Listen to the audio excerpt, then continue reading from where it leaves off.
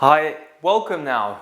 Thanks for your trust, and I appreciate us to be able to work together here in this complimentary video series on communication. Now, just behind me here is what I call the big picture. The big picture in terms of communication. You may have noticed, similar to what I did, is that in our BD activities, there's about 6 odd different activities that we engage in on a regular basis.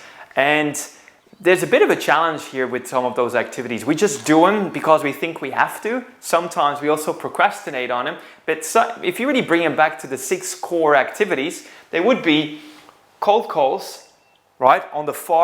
Pretty much on the coldest side of the scale.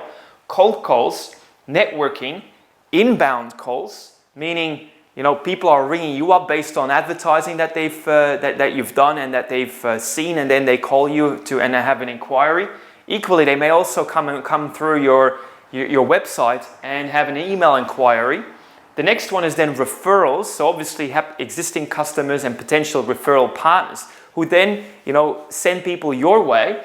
And then last one is number 6 is helping existing customers to benefit of more of your products and services that you have on offer. All 6 of them. Obviously, the last 2 are the warmest. They're the easiest to convert. It's easy then to be an order taker. But the magic really happens in terms of, proactive business development, more on the upside.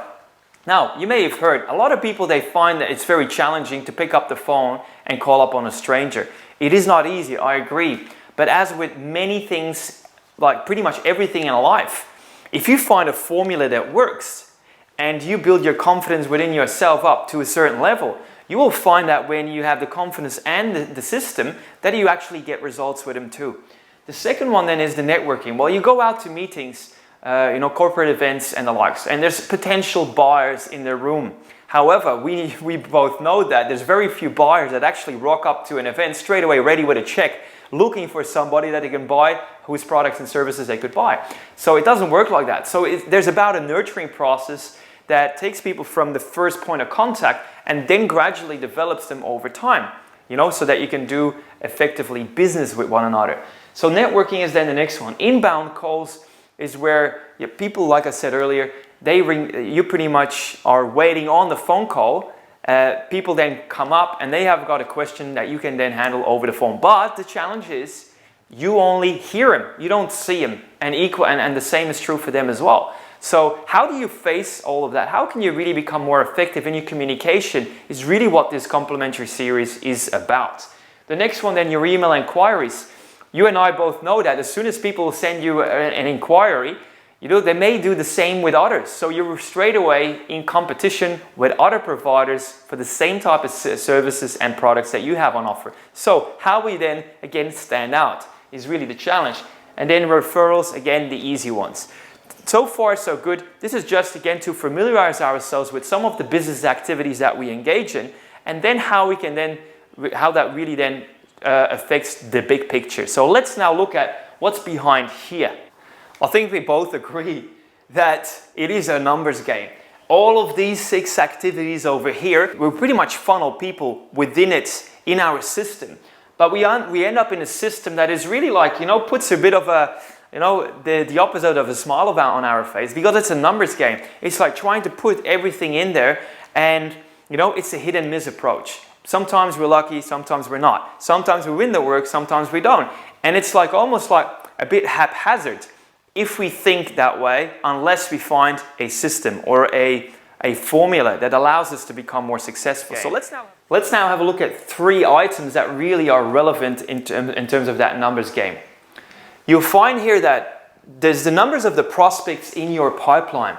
So we all know that, yes, it is numbers game to the extent that we have enough qualified leads that we have moved from, let's say, the early stages to more qualified, that we know that they actually have a need that we can solve, that they also have some urgency behind it, and they also have money readily available to invest in it.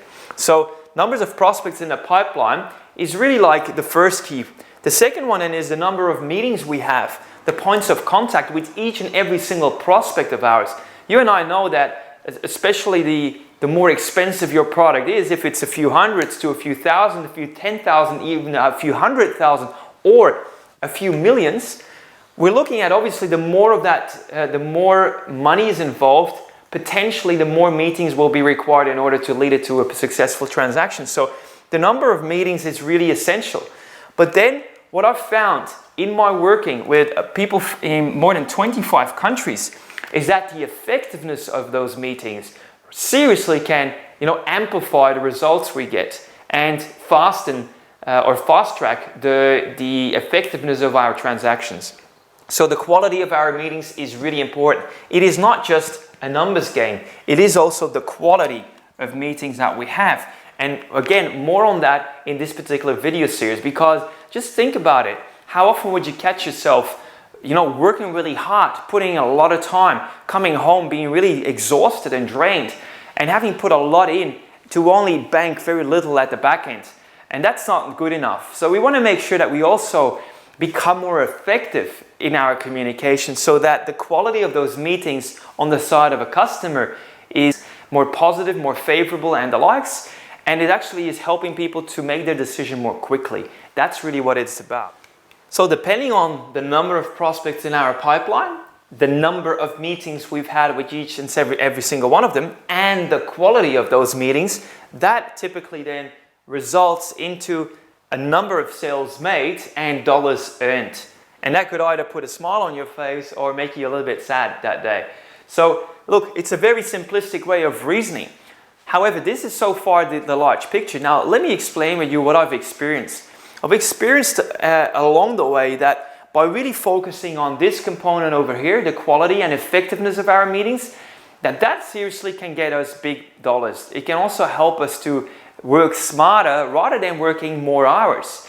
Sometimes you can find that you work less hours and the payout of the investment of your time in there is actually much larger. So the question then is not, is it possible? Because it is possible, and I personally have experienced it. The question is more like, how can we facilitate that process? How can we come up with a more effective sort of communication style that engages people fully and that allows them to buy into your products and solutions? So that's really what this video series is about. I started thinking really like, what is it about me that would help me to explain why these people are really interested and do business with me, whilst these people over there who I equally give a lot of time, I talk about the same products and services, the same problems that they may have, and for some reason these guys and girls over here, they're not buying. Why? So I started to think about what that really could be explained or brought back to. And here is now what I understood.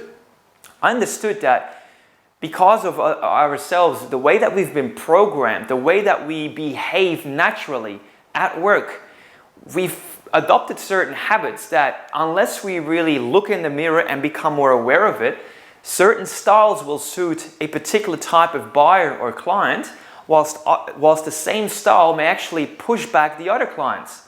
And unless we really recognize that, we will just impose our own style by default because we don't know any better, right?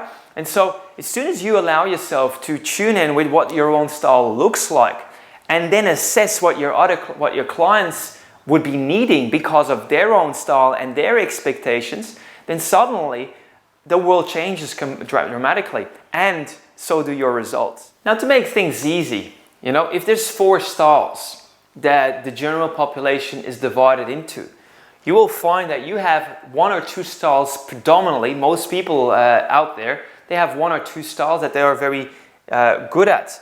Let's just say that I noticed that, for example, that if this is the different styles,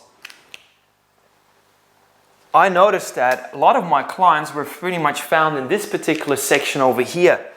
And a lot of the ones that I was spending time with, but not necessarily doing business with, were sitting over here.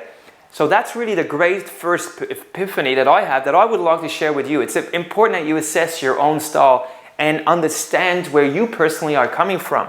Because if you impose this style on these people over here at the bottom, it will be an instant pushback. They won't appreciate that style because they are too different. And so, but the people that you are already dealing with will very often be in the same boat as you are. And so this is really important because this already explains to you why your conversion ratio is as high or low as it currently is. If you are looking to, let's say, continuously improve yourself and increase your conversion ratio, this is probably one of the best ways for you to do so. It's not necessarily the closing techniques, it's about you communicating more effectively with them. So this is just a quick example. I hope this was relevant to you. We'll talk about this more in the next video, and I look forward to seeing you then. Thank you so much for joining. My name is Bram.